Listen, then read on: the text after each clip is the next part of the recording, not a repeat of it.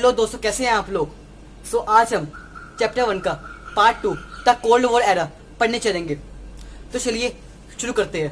देखिए, अभी तक हमने पढ़ा कि हमारा वर्ल्ड वॉर 2 के बारे में। वर्ल्ड वॉर 2 हमारा 1914 से लेके 1918 तक चला, जिसमें हमारी अलाइड पावर जीत गई थी। अलाइड पावर हमको पता है, अलाइड पावर हमारी थी USA, USSR, Britain and France. And हमारा एक्सिस पावर में थी हमारी जर्मनी, इटली एंड जापान।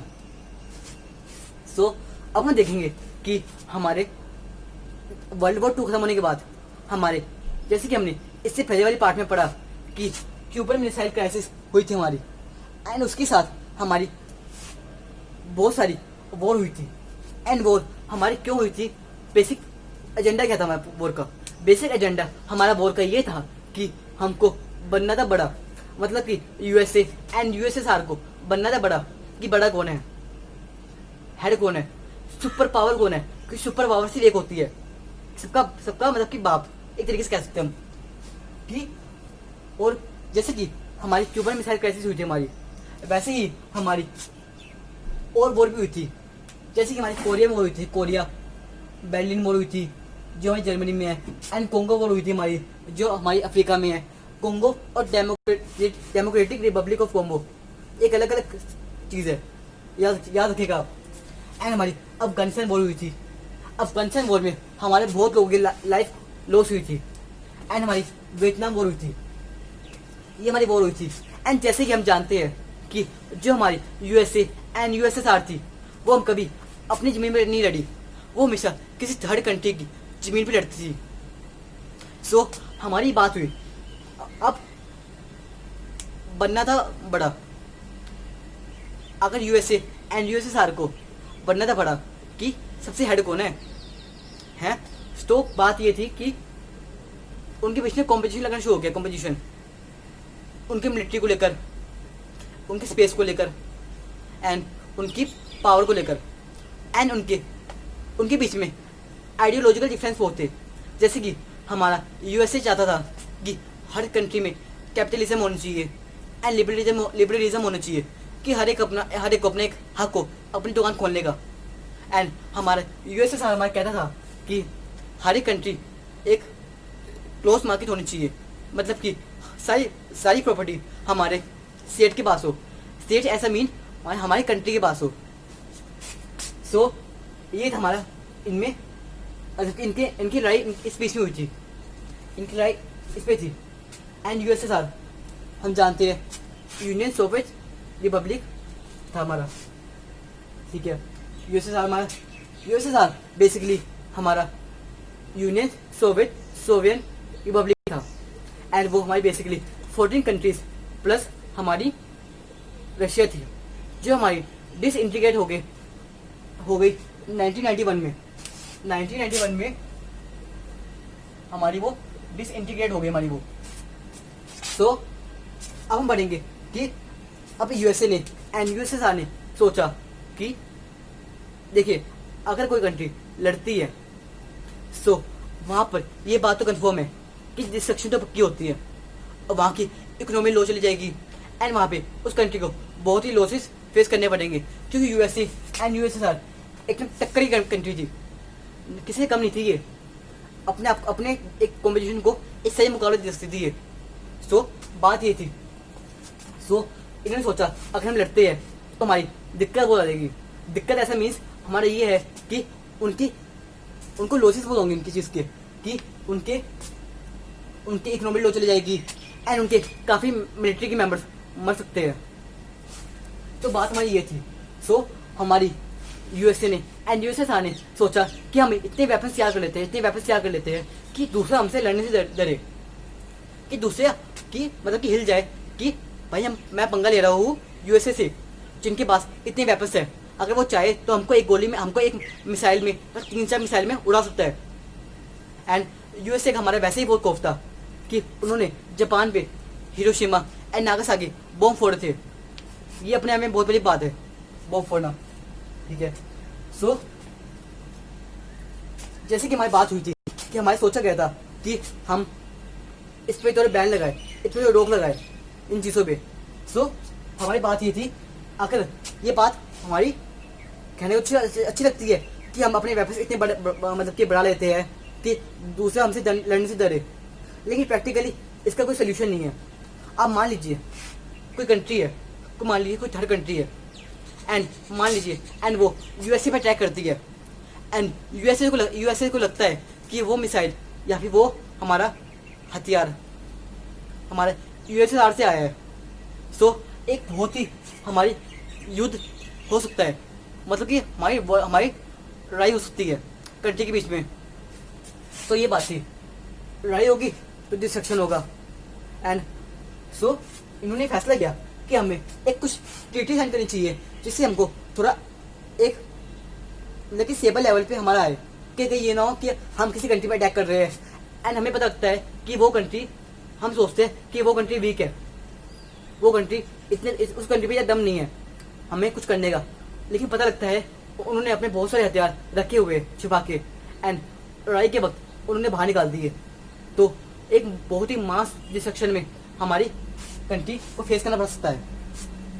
सो हमारे कुछ एग्रीमेंट हुए बिटवीन यूएस एंड यूएसएसआर कि हमें अपने हथियार पे थोड़ी कमी करनी चाहिए, हमें अपने हथियार को थोड़ा कम करना चाहिए, हमें हथियार कम करें अपने यहाँ थोड़े से।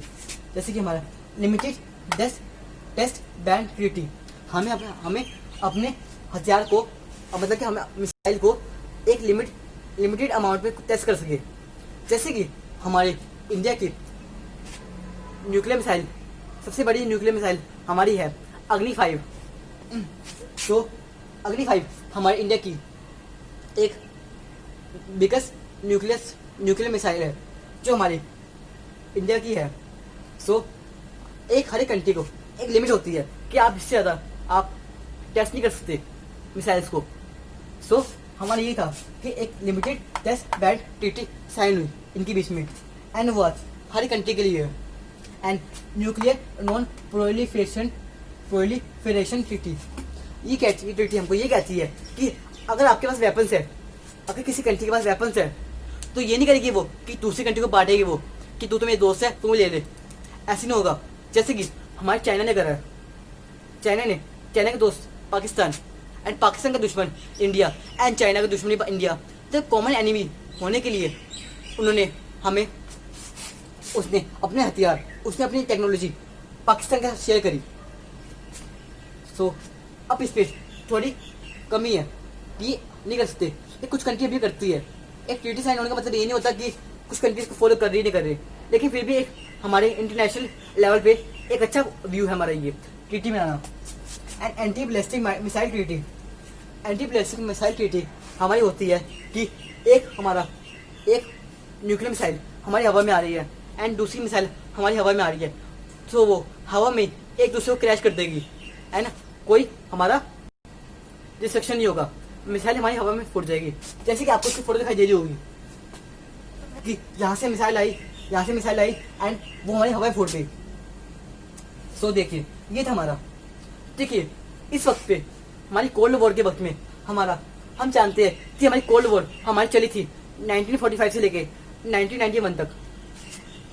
तो इसके बीच में हमारा एक तरीके से पूरा वर्ल्ड ही हमारा डिवाइड हो गया था।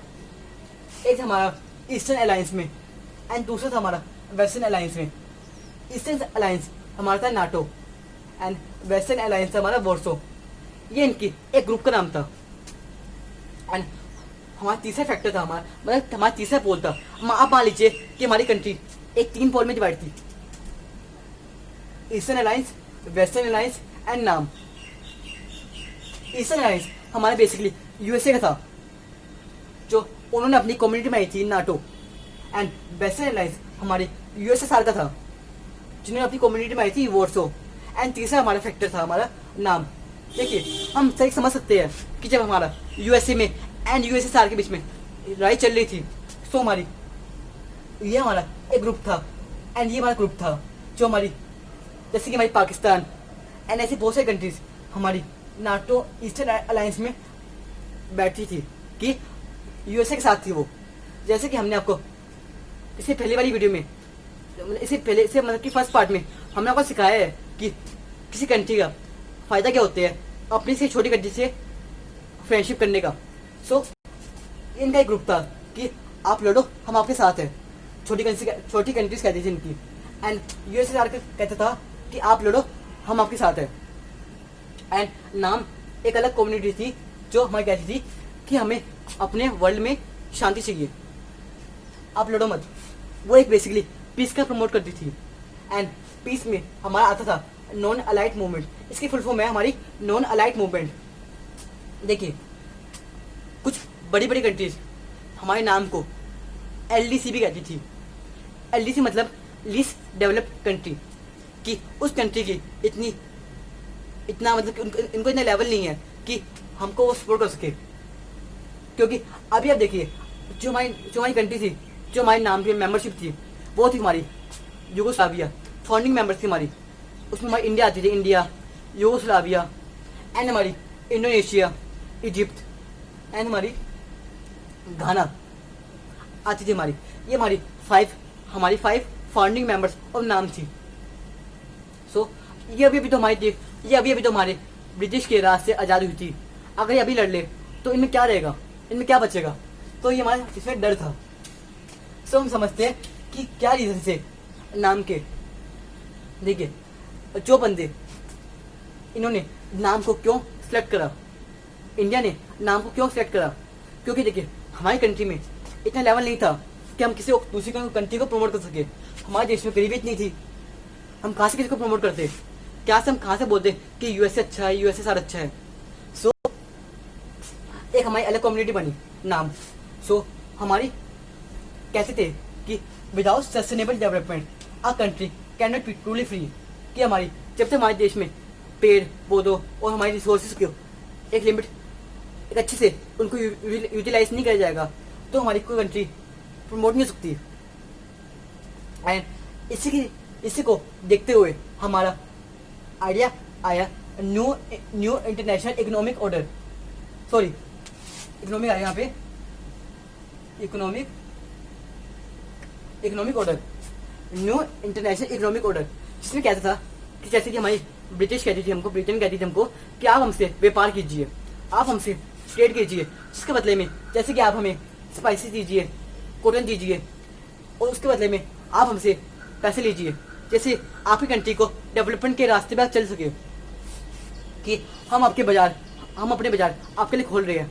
लेकिन ये सब उन्होंने बाद में बंद कर दिया, मतलब कि ये बस कहने की बातें थी। एंड तो the United nation conference on trade and development UNCTAD brought out a report in 1972 towards a new trade policy for development कि छोटी छोटी कंट्री को क्या हमको प्रमोशन लेनी चाहिए डेवलपमेंट को लेकर। तो उन्होंने इसका प्रमोशन के बारे में बात करी। सो ये था हमारा एक बेसिक सा। अब हम आगे देखते हैं। देखिए अब हमारे बेनिफिट क्या थे, हमारे नाम के एक अलग कम्युनिटी बनाने के हमारे बेनिफिट्स क्या थे। तो बेनिफिट्स देखिए, ये आपको मैं ऑलरेडी समझा रहा हूँ, आप इसके नोट्स जरूर बनाइएगा। देखिए अगर हम नाम को सिलेक्ट करते हैं, नॉन अलाइड मूवमेंट को हम सिलेक्ट करते हैं, तो हमारे पास एक हमारा अधिकार होगा कि हमें यूएसए की हमें सुननी नहीं पड़ेगी। क्योंकि जो कंट्री इनके साथ थी वो इनसे परमिशन लेनी बनती थी कि हम क्या करें। अब हमें उनके इंटरेस्ट को भी ध्यान में रखना चाहिए था। जब हमारे नाम में हमारी कोई कंट्री हमारे साथ है ही नहीं, कोई है ही नहीं, तो हम अपने इंडिपेंडेंट थे, हम कुछ भी करें, कोई दूसरी कंट्री का हमारे कोई राजी नहीं है। एंड दूसरा हमारी बात ये है कि अगर हमें कोई दूसरी कंट्री को, मान लीजिए हमारी किसी से वॉर होती है, मान लीजिए हमें यूएसए हमें परेशान कर रहा है, एंड यूएसए इंडिया को धमका रहा है या फिर उसको लड़ने की धमकी दे रहे हैं। सो हम यूएसए से आगे पास जा सकते हैं, उनसे फ्रेंडशिप कर सकते हैं, जिससे एक हमें चॉइसेस मिले कि अगर हम इनके पास नहीं जा सकते तो हम इनके पास जा सकते हैं। देखिए वर्ल्ड पॉलिटिक्स में सब अपना अपना मतलब होता है, क्योंकि सबको अपना देश लाना होता है। कोई दूसरी कंट्री का भला नहीं करती कभी, उनका अपना एक प्रॉफिट होता है कि अगर आपको मैं कुछ दे रहा हूँ तो आपसे मुझे भी कुछ लेना है, ऐसा होता है हमारी कंट्री में। सो ऐसे ही हमारा एग्जाम्पल है 1971 में जब हमारी बांग्लादेश इंडिपेंडेंस वॉर हुई थी, वहाँ पर हमारा एक बेसिक एजेंडा था कि पाकिस्तान बांग्लादेश के लोगों पर बहुत ही अत्याचार करता था।